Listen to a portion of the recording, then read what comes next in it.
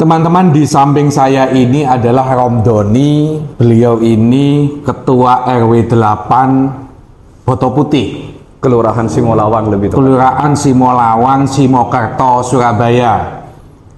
Beberapa minggu yang lalu mengundurkan diri karena kebetulan Mas Romdoni ini caleg dari Partai Nasdem. Di dalam Perwali nomor 112 tahun 2022 memang ada larangan pengurus RT, pengurus RW, pengurus LPMK tidak boleh menjadi anggota partai politik. Kalau menjadi anggota ya nggak bisa jadi RT, nggak bisa jadi RW.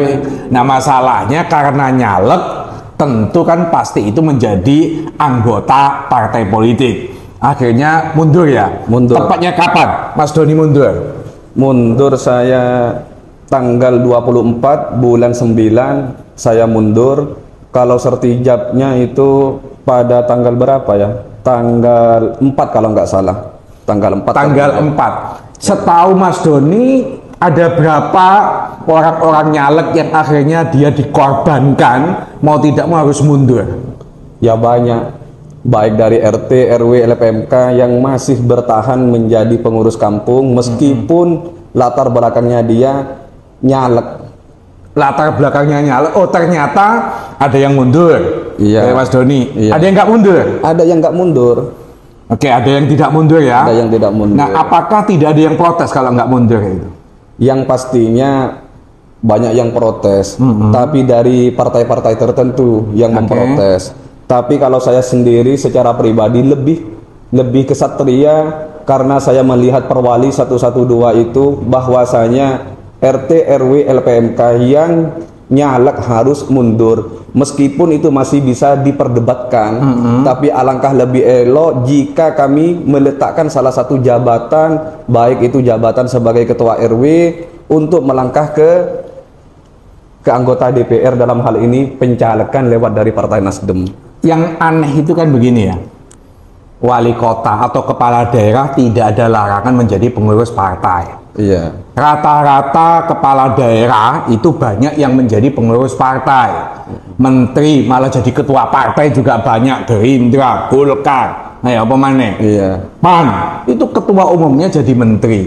Presiden pun tidak ada larangan dia menjadi pengurus partai politik.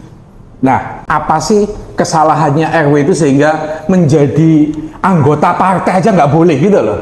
Ya sekelas menteri saja ada yang jadi ketua umum. Nah, kebetulan saya ini pengacara dan saya juga suka bikin terobosan-terobosan hukum. Mau nggak Pak Ewangi? Artinya begini ya, Mas Doni nanti menjadi pemohonnya, kita uji, kita mengajukan judicial review ke Mahkamah Agung untuk menilai apakah larangan menjadi anggota partai itu konstitusional atau tidak.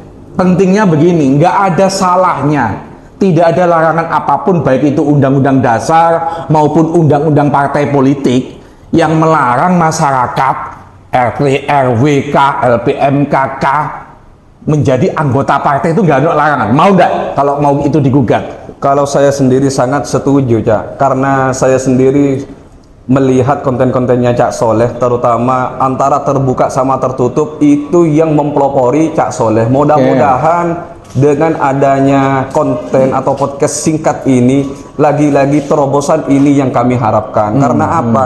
Yang penting meskipun jadi seorang ketua RW, RT, LPMK, yang penting mau bekerja untuk warganya, tidak diskriminasi, tidak membeda-bedakan di dalam pelayanan ke masyarakat. Pelayanan masyarakat itu yang substansinya, bukan masalah background partainya, bukan karena terjun ke politiknya. Yang penting bermanfaat, asas manfaatnya itu yang diutamakan seharusnya. Ini saya rasa sangat diskriminatif, tapi saya sendiri istilahnya lah harus menaruh salah satu, meskipun masih banyak gejolak di warga kami, tapi saya sendiri selaku mantan ketua RW mereduksi gejolak atau polemik yang kami hadapi di tataran warga. Oke.